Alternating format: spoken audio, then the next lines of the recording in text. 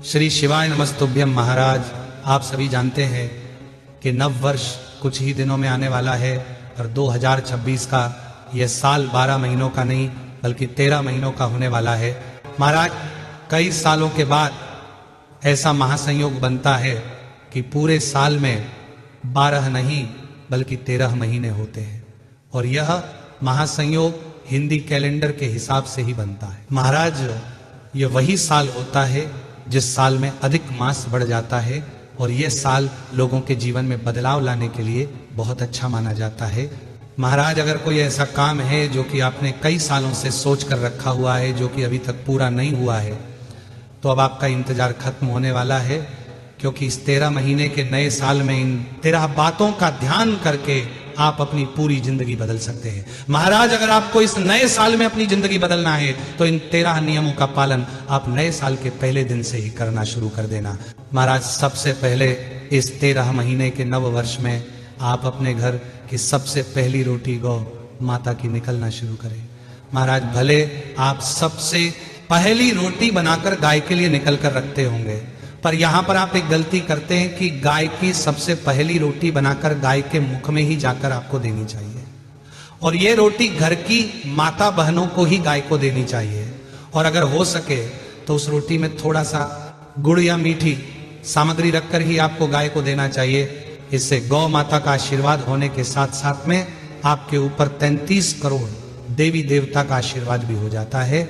महाराज, अब दूसरा नियम यह है कि जब भी आप स्नान करें या किसी पवित्र नदी में जाकर स्नान करें तो हमेशा याद रखें कि पहला जल का लोटा अपने ऊपर डालते ही आपको हर हर गंगे या नर्मदे हर जरूर बोलना चाहिए। ऐसा करने से आपके शरीर में कोई भी रोग और बीमारी होती है तो फिर धीरे धीरे करके दूर होना शुरू हो जाती है।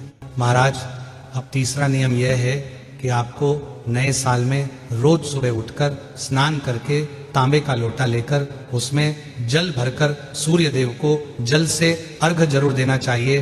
सूर्य देव को अर्घ देने से हम जो भी काम कर रहे होते हैं हमें उसमें सफलता मिलना शुरू हो जाती है। विशेष रूप से जो बच्चे परीक्षाओं की या कंपटीशन एग्जाम की तैयारी करते हैं, अगर वह सूर्य देव को जल चढ़ाकर अर्घ देते हैं तो इससे वह परीक्षा में अच्छे नंबरों से पास होते हैं और उनकी अच्छी जगह नौकरी भी लगती है। इसीलिए आप अपने घर के बच्चों से प्रतिदिन 13 महीने के नए साल में सूर्य देव को जल जरूर चढ़ाएं और जल देते समय सिर्फ तांबे का लोटा ही इस्तेमाल करें, कोई और लोटा इस्तेमाल न करें।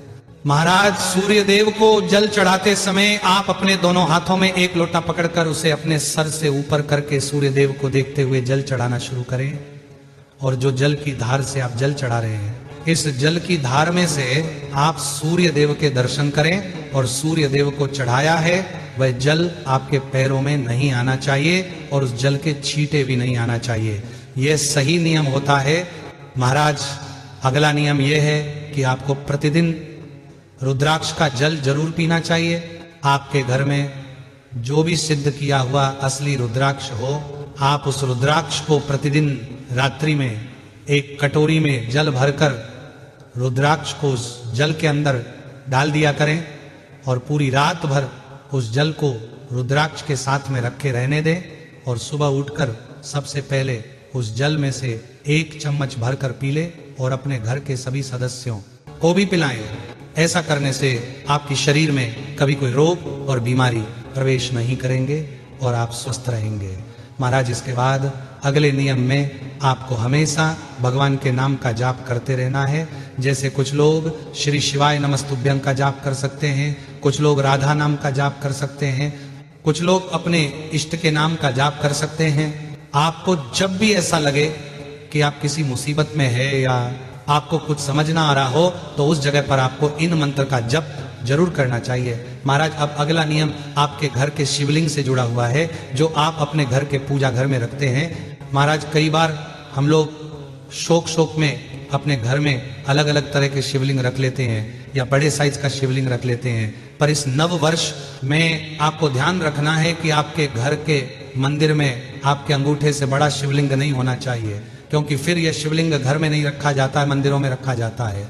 महाराज, घर में जितना छोटा शिवलिंग होगा उतना ज्यादा आपको फल प्रदान करेगा आप चाहे तो किसी धातु का या मिट्टी या कांच का शिवलिंग रख सकते हैं, इसमें कोई परेशानी नहीं है, पर अंगूठी के बराबर या अंगूठी से छोटा ही होना चाहिए महाराज। इसके अलावा जब भी आप अपने घर में शिवलिंग को स्नान कराए तो उस जल को कभी भी तुलसी जी के पौधे में ना डालें, उसे किसी अन्य पेड़ या पौधे में ही डालें। महाराज अब नए साल में जो अगला नियम है वह तुलसी जी से जुड़ा हुआ है। कई बार हम लोग तुलसी जी में जल देते हैं या तुलसी जी तोड़ते हैं, तो उसका भी हमें पाप लगता है, क्योंकि हम गलत दिन और गलत समय में तुलसी जी को तोड़ते हैं या जल देते हैं। महाराज इसके अलावा हफ्ते में 2 दिन ऐसे होते हैं जिन दिनों में आपको तुलसी जी नहीं तोड़ना चाहिए, जैसे कि बुधवार और रविवार का जो दिन होता है उस दिन हमें तुलसी जी को न स्पर्श करना चाहिए और ना उन्हें तोड़ना चाहिए। महाराज इसके बाद में जब भी महीने में एकादशी या द्वादशी पड़े तो उस दिन भी आपको तुलसी में ना जल देना चाहिए, ना तुलसी तोड़ना चाहिए।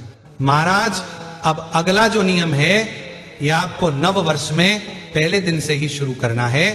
इसमें आपको 1 लोटा जल रोज सुबह उठकर अपने घर के रसोई घर में से पीने के पानी वाले स्थान से भरकर सीधा अपने घर के दरवाजे पर आकर डालना है। महाराज जिस घर की माताएं बहनें रोज नए साल में अपने घर के दरवाजे पर स्नान करके पानी डालेंगी या छिड़केंगी, उनके घर के पितृ सदैव उनसे प्रसन्न रहेंगे और कभी उनके जीवन में कोई परेशानी या दुख नहीं आए। महाराज इसके बाद अगला जो नियम है वह यह है कि आपके घर के सभी सदस्य जब घर से बाहर चले जाते हैं या अपने काम पर चले जाते हैं या पढ़ने के लिए चले जाते हैं तो उसके बाद आपको अपने घर की साफ सफाई या झाड़ू पोछा बिल्कुल नहीं करना चाहिए। सुबह जब तक आपके घर में सभी सदस्य आपके घर में उपस्थित हो उस समय तक आपके घर की साफ सफाई या झाड़ू पोछा हो जाना चाहिए। उनके घर से निकलने के बाद नहीं, झाड़ू पोछा कभी नहीं करना चाहिए। महाराज अब अगला नियम विशेष रूप से माता बहनों के लिए है।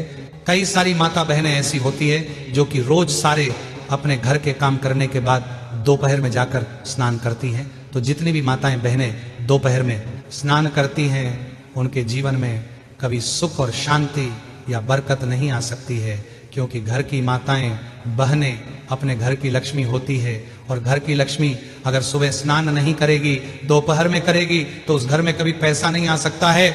इसलिए नियम यह कहता है कि घर की माता बहनों को सुबह उठकर सबसे पहले स्नान करना चाहिए, उसके बाद अपने घर के बाकी काम करना चाहिए।